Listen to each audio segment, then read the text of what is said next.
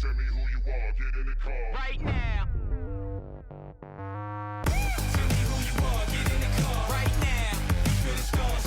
One more around the corner. He's getting the spray down. Only one left to ace it, and he's gonna hit that shot as well. Pick pops the 9, pops the head, pops another. Despite being blinded, still loses his 5. Naj, he's just clicking heads. Naj with 5. Are you kidding me? Ace for Naj on the pistol.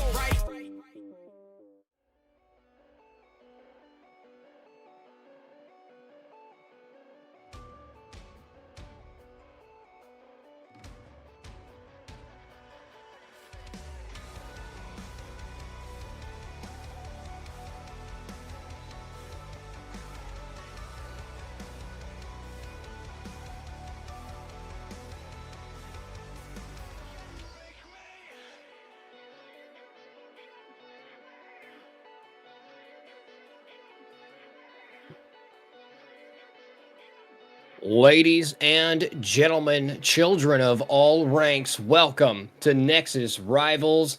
Today, it's Luxuria going head-to-head against Outgoing Esports. My name is Sir Mickey. I will be your host / one of your casters, and I'm joined by the incredible Claire. Claire, how you doing tonight? I'm doing pretty fantastic. I really got no complaints at the moment, but we got a pretty exciting matchup here. Outgoing Esports versus Luxuria, and both of these teams pretty new, pretty up and coming here in the tier 3 scene. That's why they're here. That's why they're ready to make their stand here in this best of 1 series, trying to make it all the way to the finals, which are going to be coming up sooner than we might even expect, coming up next week. But yeah, you can see the social vote. Nobody really knows what's going to happen. It's 50%, 50% for both these teams. So, I mean, quite literally a coin toss at this point. Yeah, I don't know if you have any vibes either of these teams are getting off, or if anyone just has more of an aura around them. But you got any ideas of this game? I mean, I like Luxuria's logo. They have a cool picture. That's about all the information we have on these guys. All we know really, all we know really is that they are, this is the upper bracket. And so these players are going to be a lot higher skill level than I personally am used to casting. So I'm ready. My expectations are high for both these teams to show up and show off. So, but we are going to be getting into the pick and bans here for Luxuria and Outgoing Esports. Again, if you're just joining us, this is the Rivals series. This is day 1, day 2 and 3. The final event, the finals will be on May 5th, and just before that, we're going to have semis on the 4th and all that. But this is day 1, day 2 and 3 are next week, May 4th and 5th, so be sure to stop by. But we haven't even gotten to that yet. Let's focus here as we look at this beautiful fly-through of Ascent, which is honestly one of my personal favorite maps. But it looks like Bind and Breeze have both been banned. Okay, that's immediately right out of the gate. Bind is one of the most influential. When you think of Valorant, you're gonna either think of Ascent or Bind. Those are probably the two most common maps. And to have Bind, a map that everybody knows, that could be pretty insane to see what map they're gonna pick instead of a map that everyone knows. And then Breeze as well is at the moment one of 2 maps. Or no, excuse me. It's really the only map that is as wide open, with Haven now being out of the competitive pool. And there we go. Ascent is gone. So no man's land is still. We have so much question marks left to be picked here. Yeah, we are just getting in. It is a best of 7s. I mean, not a best of 7, best of 1. But you finally Best of you get, 7. That'd be a long map. That'd be a that would be FGC interesting. map right there. But yeah, no, we're gonna be banning all of these. There are 7 maps, so you ban 6, you pick the 7th, right? So everyone is just banning the maps that they all just don't want to play, and it's pretty scary, right? We're getting an Icebox ban, we get a Lotus ban, so only 2 maps left. It's gonna be that Sunset and that Split, and it's really just whichever map you kind of hate the least, is where we're gonna end up, and honestly, who really knows which one that's gonna be. Getting into this, and Sunset being a newer map, I feel. Yeah, I was about to say we are going to end up on Split, but I feel that Sunset being that newer map, not everybody has fully mastered that yet in terms of strategy and cohesion. So a split is probably going to be the safest bet. We are going to see, I believe, yes, Outgoing Esports is going to have a defensive start on split. And split, I believe, correct me if I'm wrong, Claire or production, I believe split is more of a defender-sided map. Yes, I'm like Yeah, yeah. 75% sure. It's a bit It's of not a. insane, but it's it's definitely an advantage. It is kind of an interesting one. You don't really see it too much. I mean, yeah, it's pretty even, but if you're looking at like the top level VCT, it's actually an extremely even map. Yeah. One of the most even in the field, but usually most of the time, like statistically in ranked, you have a lot better of a time.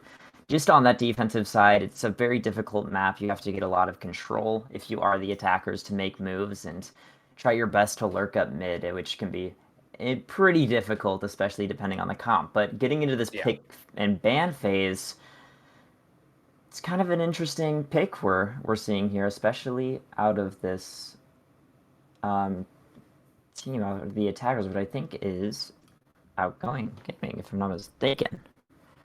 Yeah, Outgoing Esports yet to lock in quite yet. They still got time to sift through, figure out what they want to do here on split. And like you were saying, the lurks. This is a very lurk popular map. You're gonna see a lot of lurks, a lot of flanks, especially through the spawns in the mid areas.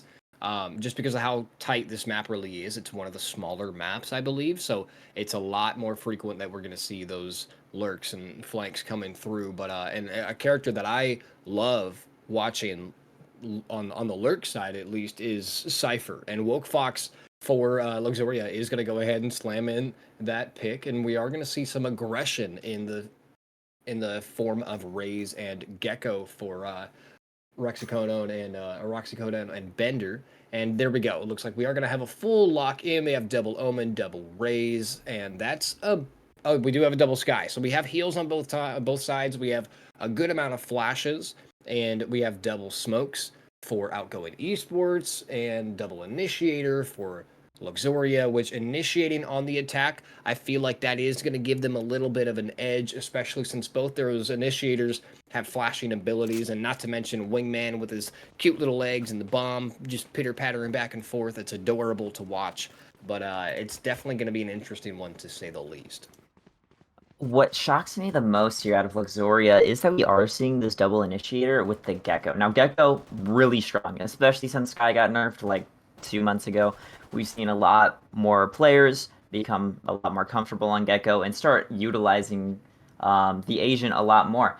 But we haven't really seen Gecko too much on Split. It's a bit harder to get your utility use since it's got a lot of walls that go really high in the air so that Dizzy can't land on too much, and it's a lot harder to get back.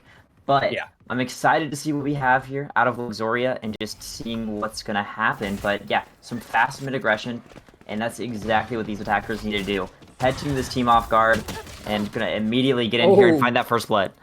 Beautiful. Opening the jet down. That's the agent that you don't want to see get taken out right out of the gate. But look at the teleport, the Shrouded Step right into the face of the fellow Omen. Fluid, who picks up a second. And just like that, Luxuria is down 2 members. It's a 2 versus 4 now as Roxy gets taken out, as does Woke. 2623 doing some work. Fluid to follow it up. A beautiful 3-piece coming through, and that's going to lock in that first round in the favor of Outgoing Esports. And they played that extremely well. It was kind of a rush there out of Luxuria, but the way that these players from Outgoing regrouped for a Yeah. fast retake was like extremely well. I definitely think it caught them off guard, especially on those pistol rounds. You don't have the most util, so just utilizing your timing after this this Luxuria team just like dumped all their util on site. You just dump it right back on top of them, and you just win the round there. Incredible stuff. That's honestly at this point that is the basic what you need to know. That's basically every player, every team needs to know how to entry onto site. Walk through, check your corners, flash, smoke, all that. And Luxuria did it pretty well, but I'm gonna be honest. I think that Omen Shrouded Step. I think that was kind of the falter. Oh my goodness, 2623. with a beautiful collateral, immediately sets Outgoing in a very good spot. The smoke is going to come up to deter any following pushes. But that was a beautiful opening there. Less than a minute, excuse me, on the clock here. And Roxy trying to make their way up into heaven. But at this moment, you just need to find something of value. Try to get anything out of your eco. This save round for Luxoria, you only have pistols, so not the greatest weapons in your arsenal. Very difficult to find value here, but if you can really get any damage out, and that's some great stuff there, but it's just going to be Jinja Sniper to close that one out with the Bulldog Spray. And a great anti-eco out of this Outgoing esports team. Yeah, honestly, that's some top tier bullet penetration coming out here. We're actually going to see a second outlaw take shape here for Outgoing as we're heading into round number 3. Beautiful score line for Outgoing, but the thing is here, Luxoria is going to be able to get rifles on the board, right? The economy is in their favor, just a little, well, not in their favor, but you know, they saved twice in a row. They're able to get some rifles on the board, so we could see a change in pace here momentarily. But again, it all rests on the shoulders of those initiators for Luxoria, Sky and Gecko, respectively. They got to get in there. Raze as well. Roxy Codone has to show up in the damage department. Fluid peeking this corner ever so diligently. The Pate Shells, the Cypher, Cages, the Dizzy, everything goes out, everything goes up, but Roxy goes down. Fluid gets traded out, though. 4 versus 4. Just over a minute on the clock. Spike is going to find a home here. Never mind. Gets denied as Wingman gets taken out. And suddenly, this is not a great position for Outgoing esports. The retake's coming in, just trying to find anything early up in, but you have no controller. But the trade's going your way. A 2v2 now. Wingman does find the stun. Making it into a 1v1 Sky versus, but it's just a bit too clean there from Bender to clean up this round and, you know, get their first round on the board. It is a costly one. So some of the members here of Luxoria going to need to save into this and, or at least maybe not save, but not going to have full shield, not going to have full util, but still, you know, getting rifles in their hands.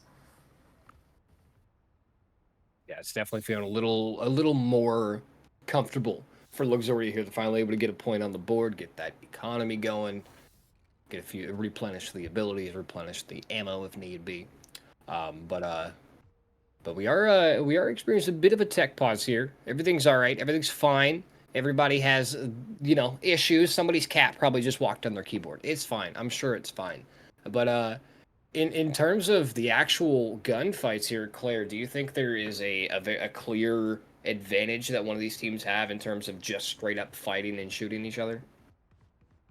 Not necessarily. It is a little bit easier for Luxoria to move around since they are playing that double initiator, so it's a bit easier to set up your duelist on Rexicondone, and that is a bit easier. Like, you have the flashes, you have the dizzy, but I wouldn't necessarily favor them in a lot of these gunfights. It does come down to like when you take the gunfights, right? But I mean, it's, you know, it's pretty difficult to say who's winning in that sense, but I mean, both of these teams have been shooting pretty well in these first 3 rounds that we've seen, but, you know, just waiting to get into that next one. It is someone DCing out of the lobby, which is not quite what you want to see. It's a pretty tough one to deal with, but I'm sure they're coming back here soon. Yeah, everything's fine. Everything will be fine, but oh, it's Cairo. Cairo's having issues. It's all right, Cairo. We believe in you. We believe in your internet. We believe in your computer. Whatever's having the issues, we got you. All right, everything's fine. Just it's fine. That's all we need to know. But we do have. I will say, Jinja Sniper and 2623 are sitting on a combined 10 kills, 10 and 2, really.